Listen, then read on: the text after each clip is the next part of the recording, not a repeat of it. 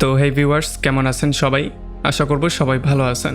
তো আজকে আমরা এক্সপ্লেন করছি মিস্টার 9 ডু অর ডাই মুভিটা।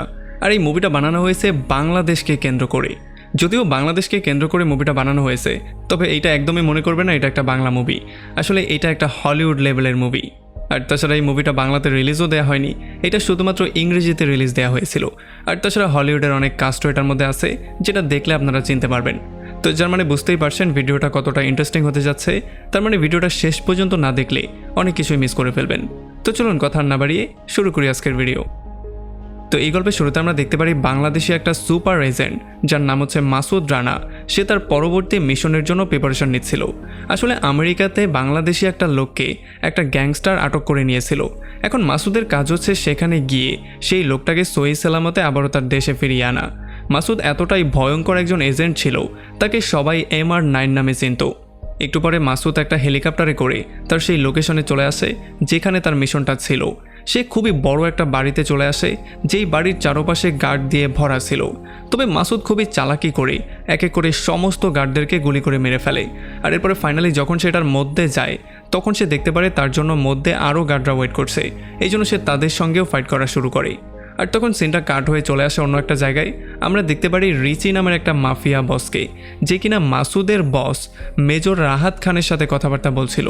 রিচি প্রথমে রাহাতের সাথে একটু মজা করে, আর সে বলে যে আমার এতগুলো মানুষকে মারার জন্য তুমি শুধুমাত্র মাসুদ নামের একটা লোককে পাঠিয়েছো, সে কিভাবে এতগুলো লোককে হ্যান্ডেল করবে।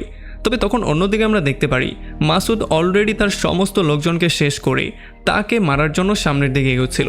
আর যখনই রিচি এই খবরটা পেয়ে যায়, তখন সে দ্রুত এখান থেকে পালিয়ে যাওয়ার সিদ্ধান্ত নেয়। তবে সে তার লোকজনকে এটা অর্ডার দিয়ে বলে দেয় যে যেই লোকটাকে তারা গ্রেপ্তার করেছে তাকে যেন এখানে মেরে এই পুরো বাড়িটা আগুন দিয়ে পুড়িয়ে দেওয়া হয়। আর এদিকে রানা একে করে সমস্ত গার্ডদেরকে মারার পরে কোনো রকমে হস্টেজের রুম পর্যন্ত চলে আসে। তবে যতক্ষণে সে এখানে এসে পৌঁছায়, ততক্ষণে দুর্ভাগ্যবশত এই লোকটার মৃত্যু হয়ে গেছে। এই জন্য রানা কোনো রকমে তার লাশটাকে নিয়ে দ্রুত সেখান থেকে বাইরে বেরিয়ে চলে আসে। আর যখন সে বাইরে আসে, তখন এই বিল্ডিংটার মধ্যে বিশাল বড় একটা ব্লাস্ট হয়ে যায়, যেটার জন্য বিল্ডিংটা ভেঙে চুরমার হয়ে যায়। তো এরপরে গল্প চলে আসে এক সপ্তাহ সামনে। আমরা দেখতে পারি রোমান রোস নামের একটা লোককে। আসলে রোমান ছিল রিচিরই বড় ভাই, এই জন্য সে রিচির সাথে এসে মিট করে। আর তারা দুজন মিলে এমন একটা হাইটেক অস্ত্র বানানোর প্ল্যানিং করে, যেটা তারা মাফিয়াদের কাছে বিক্রি করতে পারলে তারা আস্তে আস্তে করে কোটিপতি হয়ে যাবে।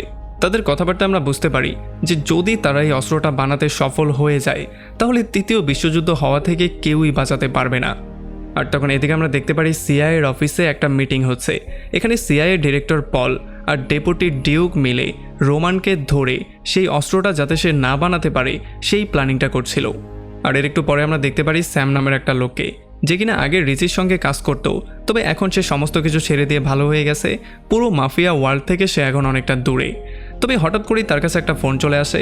আর যখনই সে কথা বলার জন্য বাইরে আসে, তখন সে দেখতে পারে ডিউক আর পল তার জন্য অলরেডি সেখানে ওয়েট করছিল। এই জন্য সে দৌড়ে সেখান থেকে পালিয়ে যাওয়ার ট্রাই করে, তবে ডিউক আর পলও তাকে ফলো করা শুরু করে। স্যাম দৌড়ে একটা বিল্ডিংয়ের ছাদে চলে আসে, তবে সেখানে ডিউক তাকে গান পয়েন্টে নিয়ে নেয়। ডিউক তাকে বারবার করে বোঝানোর ট্রাই করে যে যদি তুমি সেই দুই ভাইয়ের ইনফরমেশন আমাকে দিয়ে দাও, তাহলে তোমার কোনো ক্ষতি তো আমি করবই না, বরং তোমাকে পুরস্কৃত করার একটা ব্যবস্থা আমি করে দেব। তবে স্যাম কোনোভাবেই তার কোনো কথা শুনছিল না, সে উল্টো তার উপরেই আক্রমণ করে দেয়। আর এই জন্য রাগের মাথায় ডিউকও তাকে পেটানো শুরু করে। আর এই মারামারি আর ধস্তাধস্তির মধ্যে হঠাৎই স্যাম ছাদ থেকে নিচের দিকে পড়ে যায়, আর পরে তার সেখানেই মৃত্যু হয়ে যায়।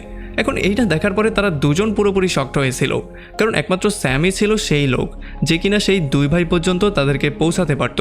তবে এখন বেচারা সেও মারা গিয়েছে। আর এই জন্য ফাইনালি পল ডিউককে বলে যে আমাদের রানার থেকে সাহায্য নেওয়া উচিত, কারণ রানা এর আগেও রিচি পর্যন্ত পৌঁছেছিল, তাকে একেবারে মারার দ্বার প্রান্তে ছিল। আর তখন এদিকে বাংলাদেশে আমরা দেখতে পারি যখন রানা ঘোরাফেরা করছিল, তখন তার বস রাহাত তাকে মেসেজ দিয়ে তাকে বাংলাদেশ ইন্টেলিজেন্সের অফিসে ডাকে। আর যখনই সে অফিসে আসে, তখন এখানে তার দেখা হয় পলের সাথে। পল তাকে সমস্ত ব্যাপারটা খোলামেলা করে বলে।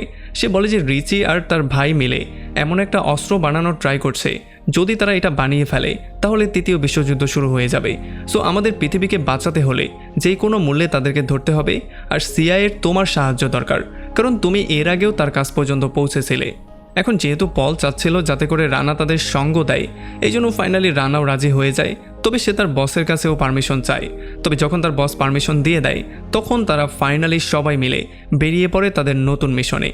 তো এরপরে যখন মাসুদ ডিউক আর পলের সঙ্গে আমেরিকার দিকে বেরিয়ে পড়ে, তখন রাস্তায় ডিউক তাকে বলে যে এই মিশনে তোমার সঙ্গী হবে ডেবি নামের একটা মেয়ে, যে কিনা আসলে পাকিস্তানি একজন সিক্রেট এজেন্ট।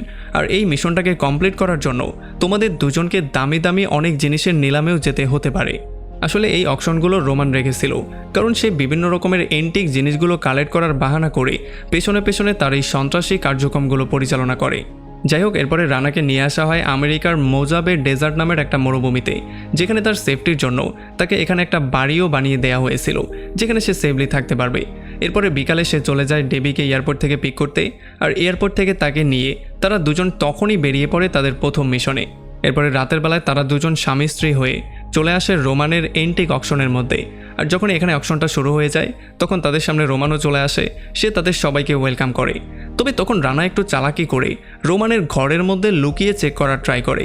তবে যখনই সে সেখানে যায় তখন দুর্ভাগ্যবশত একটা গার্ড তাকে দেখে ফেলে, আর সে তাকে গান পয়েন্টে করে সোজা নিয়ে আসে রোমানের কাছে।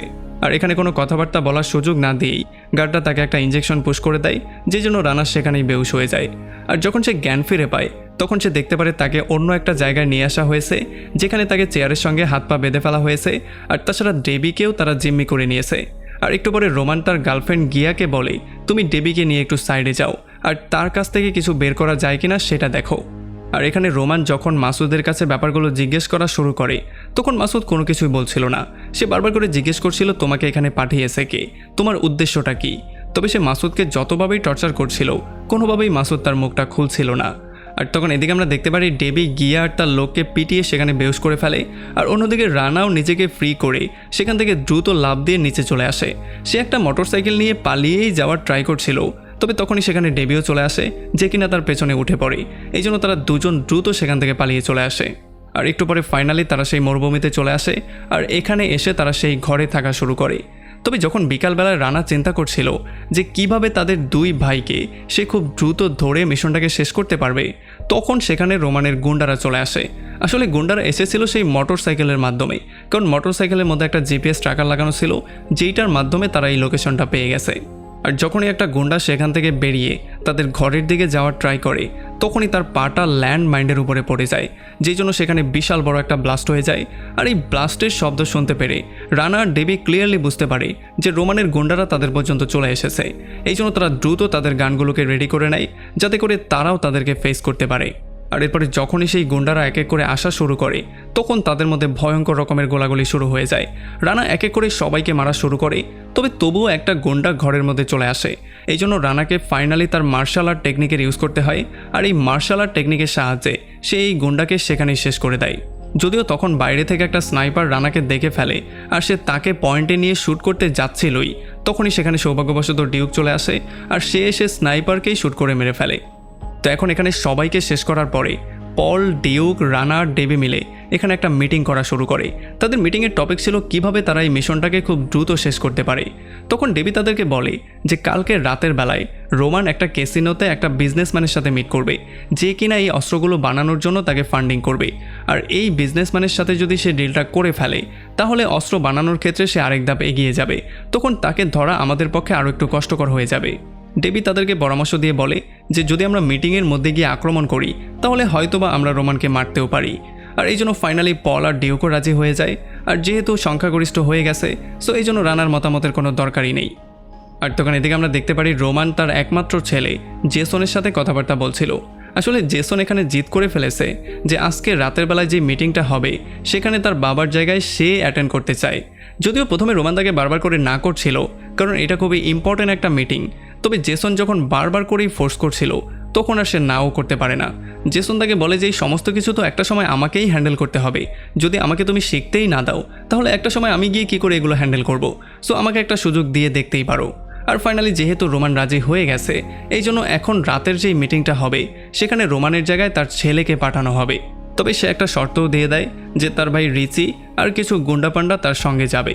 আর এরপরে রাতের বেলায় রিচি, জেসন আর রোমানের রাইট হ্যান্ড ইয়াকুব আর কিছু গুন্ডাপান্ডা চলে আসে সেই ক্যাসিনোতে সেই মিটিংয়ে অ্যাটেন্ড করার জন্য। আমরা দেখতে পারি মিটিংয়ের জায়গায় অলরেডি রানা লুকিয়ে বসেছিল, আর ডেবিও ডান্সারের বেশ ধরে সেখানে সমস্ত মিটিংটার উপরে নজরদারি করছিল। আর একটু পরে যখন এখানে জেসন তার সমস্ত লোকজন নিয়ে চলে আসে তখন সে একটা রাশিয়ান গুন্ডার সাথে এসে মিট করে। আর যখনই তারা কথাবার্তা বলে টাকাগুলো এক্সচেঞ্জ করা শুরু করে তখনই রানা এসে তাদের উপরে আক্রমণ করে দেয়। সে তাদের উপরে গুলি করা শুরু করে। হঠাৎ করেই চারপাশ থেকে সবাই গুলি করা শুরু করে। এখানে একটা হুলস্থুল কাণ্ড শুরু হয়ে যায়। আমরা দেখতে পারি ডিউক আর পলও দূর থেকে তাদের উপরে গুলি করে রানাকে সাহায্য করছিল। আর খুব শীঘ্রই রানা জেসনের উপরেও গুলি করে দেয় আর গুলি করে তাকে সেখানে আহত করে ফেলে। অন্যদিকে যখনই রিচি গুলি শব্দ পেয়েছে তখনই সে দৌড়ে পালিয়ে গেছে। আর যখন ইয়াকুব পালানোর ট্রাই করছিল তখন সে জেসনকে এই অবস্থায় দেখতে পারে। এই জন্য সে তাকে কাঁধে করে নিয়ে গাড়িতে ওঠায় আর গাড়ি দিয়ে দ্রুত পালিয়ে যাওয়ার ট্রাই করে। তবে রানাও দ্রুত একটা গাড়ি নিয়ে তাদেরকে ফলো করা শুরু করে।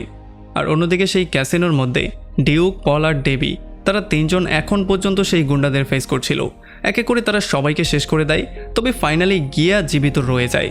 এই জন্য ডিউক গিয়াকে একটা অপশন দেয়। সে বলে যে যদি তুমি সেই দুই ভাইকে ধরতে আমাদেরকে সাহায্য করো তাহলে তোমার কোনো ক্ষতি আমি করবই না, তোমাকে আমি ফ্রি করে দেব যাতে তুমি বাঁচতে পারো। আর যেহেতু গিয়ার কাছে অন্য কোনো অপশন নেই এই জন্য সেই অস্ত্র সম্পর্কে সমস্ত ইনফরমেশন তাদেরকে দিয়ে দেয়। অন্যদিকে রানা এখন পর্যন্ত ইয়াকুবের গাড়িটা ফলো করছিল আর জেসন ইয়াকুবের গাড়ির পেছনেই ছিল। তবে যেহেতু তার অনেক রক্ত ঝরছে এই জন্য একটা সময় আর সে সহ্য করতে পারে না আর এই জন্য গাড়ির পেছনেই তার মৃত্যু হয়ে যায়। আর যখন ইয়াকুব এই ব্যাপারটা দেখতে পারে তখন সে দ্রুত স্পিডে ড্রাইভ করে একটা ট্রেনের সামনে দিয়ে গাড়িটা পার করে দেয়। আর তখনই ট্রেনটা চলে আসে, যেই জন্য রানা এই পাশেই আটকা পড়ে যায়। আর এদিকে যখন রোমানের ছেলের লাশ ইয়াকুব তার সামনে নিয়ে আসে তখন তার ছেলের লাশটা দেখার পরে সে পুরোপুরি শকড হয়ে যায়। তার পায়ের নিচ থেকে মাটি সরে যায়। সে রাগের মাথায় তাকে জিজ্ঞেস করে যে তার খুনি কি। তখন ইয়াকুব তাকে বলে দেয় যে তার খুনি হচ্ছে গিয়ে এজেন্ট রানা। আর সে তাকে এইটাও বলে দেয় যে যাদেরকেই বাড়ির মধ্যে পাঠানো হয়েছিল তাদের প্রত্যেককে সে শেষ করে দিয়েছে। আর এই জন্য ফাইনালি রোমানও সিদ্ধান্ত নিয়ে ফেলেছে যে এখন তাকে মারার কাজটা সে নিজে হাত দিয়ে করবে। এই জন্য সে তার ছেলের মৃত্যুর বদলা নিতে বেরিয়ে পড়ে আর এই অস্ত্রের কাজটা সে দিয়ে যায় ইয়াকুবের কাছে যাতে করে সে এই অস্ত্রের কাজটাও চালু রাখতে পারে। আর এদিকে রানাই ব্যাপারটা জানতে পারে যে রোমানকে অস্ত্র বানাতে যেই লোকটা সাহায্য করছে সে হচ্ছে গিয়ে একজন বাংলাদেশি যার নাম হচ্ছে প্রফেসর কারিম। এই জন্য সে সময় নষ্ট না করে খুব দ্রুত চলে আসে প্রফেসর করিমের কাছে আর সে তাকে জিজ্ঞেস করে সে কেন এই কাজটা করছে। তখন প্রফেসর করিম তাকে সমস্ত ব্যাপারটা বলে। সে বলে যে রোমান তাকে অনেক বড় একটা অঙ্ক অফার করেছে যেটার জন্য সে আর না করতে পারেনি। এখন এগুলো শোনার পরে রানা তাকে বলে যে যেখানে অস্ত্রটা বানানো হচ্ছে তুমি আমাকে সেখানে নিয়ে চলো। আর ফাইনালি তারা দুজন চলে আসে একটা মরুভূমির মাঝখানে যেখানে একটা ল্যাব বানিয়ে এই কাজটাকে প্রসেস করা হচ্ছে। তবে তখনই এখানে রোমানের লোকজন চলে আসে যারা কিনা রানাকে গান পয়েন্টে নিয়ে নেয়। আর তাকে ধরে যখন তারা মধ্যে নিয়ে যায় তখন রোমান তার সঙ্গে ভিডিও কলে কথাবার্তাও বলে। আর তখন এখানে ইয়াকুব ডেবিকে ধরেও নিয়ে আসে কারণ তারা ডেবিকেও বন্দি করে নিয়েছে। আর তখন রোমান তাদেরকে ধমক দেওয়া শুরু করে আর সে বারবার করে বলা শুরু করে যে তার ছেলের মৃত্যুর বদলা তো সে অবশ্যই নেবে। তবে সে এই ব্যাপারটা জানতো না যে ডেবি আর রানা হচ্ছে গিয়ে একজন সিক্রেট এজেন্ট। এই জন্য রানা তাকে বলে দেয় যে যদি আজকে তুমি আমাদের দুজনকে মেরেও ফেলো তবুও কিছু যায় আসে না, কারণ সিআইএ আর বাকি যেই ফোর্সরা আছে তারা খুব শীঘ্রই এখানে চলে আসবে আর তোমাদের সবাইকে মূল সহ উপড়ে ফেলবে। আর তখন এখানে ডিউকও চলে আসে যে কিনা গুন্ডাদেরকে মারতে মারতে সামনের দিকে আগানো শুরু করে। আর দূরে দাঁড়িয়ে পল স্যাটেলাইটের সাহায্যে তাকে রাস্তা বলে বলে সাহায্য করছিল। আর যখন করিম দেখতে পারে যে সিআইএর লোকজন এখানে চলে এসেছে তখন সে দ্রুত এখান থেকে পালিয়ে চলে যায়।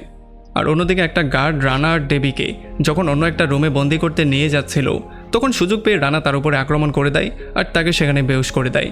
আর এরপর সে ডেবিকে এখান থেকে পালিয়ে যাওয়ার জন্য বলে কারণ সে নিজে যাচ্ছে ইয়াকুবকে ফেস করার জন্য। আর যখন সে গিয়ে ইয়াকুবকে ফেস করে তখন ইয়াকুবের সাথে সে কোনোভাবেই পারছিল না। ইয়াকুব তাকে আচ্ছা রকম ধলাই করে। তবে যখন রানাও তার উপরে আক্রমণ করার ট্রাই করে তখন ইয়াকুব শেষ পর্যন্ত নিজের জীবনের ঝুঁকি দেখতে পেয়ে করিমকে নিয়ে এখান থেকে দ্রুত পালিয়ে যায়। আর এরপরে যখন রানা ইয়াকুব আর করিমকে খোঁজা শুরু করে তখন হঠাৎ করে এখানে রোমান চলে আসে যে কিনা রানার কাঁধের মধ্যে একটা গুলি করে তাকে গান পয়েন্টে নিয়ে মারার ট্রাই করে। তবে সৌভাগ্যবশত আবারও এখানে ডিউক চলে আসে যে কিনা আরও একবার রানার জীবনটা সেভ করে। আর তখনই পল তাদেরকে খবর দিয়ে দেয় যে এই পুরো এরিয়াটার মধ্যে অনেকগুলো বম ফিট করা হয়েছে যেগুলো হয়তোবা একটু পরে ব্লাস্ট করবে আর তোমাদেরও মৃত্যু সেখানে নিশ্চিত হয়ে যাবে। আর এই ব্যাপারটা শোনার পরে ডিউক দৌড়ানো শুরু করে বমগুলোকে ডিফিউজ করার জন্য। আর এদিকে যখন রানা রোমানের সাথে ফাইট করছিল তখন সে আহত হওয়ার জন্য কোনোভাবেই তার সাথে পারছিল না। রোমান তাকে আচ্ছা রকম ধলাই করে যখনই তাকে গলা টিপে শেষ করতে যাবে তখনই ডেবি পেছন দিয়ে এসে তার উপরে আক্রমণ করে দেয়। তবে তখন রোমান একটা চাকু নিয়ে ডেবির পেটের মধ্যে ঢুকিয়ে দেয় যেই জন্য স্পটেই ডেবির মৃত্যু হয়ে যায়। এইটা দেখার পরে রানার মাথাটা প্রচণ্ড গরম হয়ে যায়। এই জন্য সে একটা চাকু নিয়ে রোমানের গলাটা সেখানেই কেটে ফেলে যেই জন্য তার সেখানেই মৃত্যু হয়ে যায়। এখন রোমানের মৃত্যুর পরে ডেবি আর রানার মিশনটা পুরোপুরি কমপ্লিট হয়ে গেছে। তবে ইয়াকুব আর করিম এখন পর্যন্ত লুকিয়েছিল, তাদেরকে কেউ পাচ্ছিল না। তো এই ঘটনার কয়েক মাস পরে রানা বাংলাদেশে চলে আসে আর সে তার বাবা মার কবরের কাছে গিয়ে তাদের স্মৃতিচারণ করা শুরু করে। আর এখান থেকে সিন চলে আসে 6 মাস সামনে। আমরা দেখতে পারি পল কোনো একটা ডোজোতে ছিল যেখানে 2টা ছেলে মেয়ে ফাইট করে প্র্যাকটিস করছিল। আর এই প্র্যাকটিসের পরে সে চলে আসে তাদের মাস্টারের সঙ্গে মিট করতে। আর সে বলে যে এই দুজনকে আমি একটা মিশনে নিতে চাই, যেই মিশনটা হবে খুবই সিক্রেট আর খুবই ইম্পর্টেন্ট একটা মিশন। আসলে তার পরবর্তী মিশন হচ্ছিল রিচিকে ধরা, যে কিনা একটা হিমালয় পর্বতে গিয়ে লুকিয়েছে। পাহাড়ের উপরে সে থাকা শুরু করে দিয়েছে যাতে কেউ তাকে ধরতে না পারে। আর অন্যদিকে কারিম এখন পর্যন্ত সেই অস্ত্রগুলো বানিয়েই যাচ্ছিল, মানে প্রসেসিংটা সে সামনে এগিয়ে নিচ্ছিল, সে কোনোভাবে থামছিলই না। আর কিছুদিন পরে পল এসে রানার সঙ্গে মিট করে আর সেও তাকে এই মিশনটাতে জয়েন করতে বলে। আমরা দেখতে পারি রিচি আর করিম খুবই হ্যাপি ছিল, কারণ তারা সিআইএকে ফাঁকি দিয়ে কোনো রকমে হিমালয় পর্যন্ত চলে এসেছে। এখন তারা অস্ত্রের প্রসেসিং কমপ্লিট করবে আর ফাইনালি অস্ত্রটা বানিয়ে তারা ভয়ঙ্করভাবে আত্মপ্রকাশ করবে। এই জন্য তারা খুবই হ্যাপি ছিল। তবে তারা এই ব্যাপারটা জানতো না যে আসলে পলের 2টা যোদ্ধা তাদের দুজনকে ধরার জন্য হিমালয় পর্যন্ত চলেও এসেছে। আর এমনই একটা ইন্টারেস্টিং পয়েন্টে এই পুরো মুভিটা এখানে শেষ হয়ে যায়। তো আমাকে কমেন্ট করে জানান কেমন লাগলো ভিডিও। যদি ভালো লাগে তাহলে অবশ্যই একটা লাইক করবেন, আর যদি এখনও আমাদের চ্যানেলটা সাবস্ক্রাইব করে না থাকেন তাহলে প্লিজ করে ফেলুন। তো আমাদের দেখা হবে অন্য কোনো ভিডিওতে অন্য কোনো একদিন। Till then, take care.